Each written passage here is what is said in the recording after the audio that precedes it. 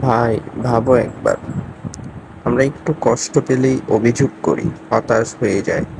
কিন্তু আমাদের নবী হযরত মুহাম্মদ সাল্লাল্লাহু আলাইহি ওয়াসাল্লাম তার জীবনের প্রতিটা ধাপে কেমন ধৈর্য দেখিয়েছেন তোমরা কি তা জানো?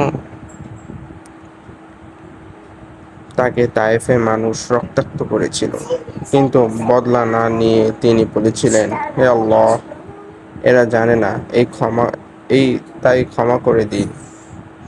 এই হচ্ছে ধৈর্যের সর্বোচ্চ রূপ। মদিনায় ক্ষুধায় পাথর বেঁধেছেন পেটে, তো আল্লাহর উপর ভরসা হারাননি। তিনি কখনো বলেননি, আমি পারবো না, বরং তিনি বলেছেন, যে ধৈর্য ধরবে আল্লাহ তাকে ধৈর্যশীল বানাবেন। সহিহ বুখারী।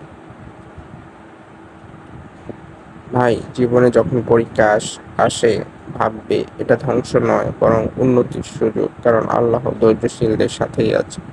আজ একটু কষ্ট হচ্ছে, তাহলে হাসো, কারণ আল্লাহ তোমাকে তার প্রিয় বান্দা বানাতে চাচ্ছেন। ধন্যবাদ।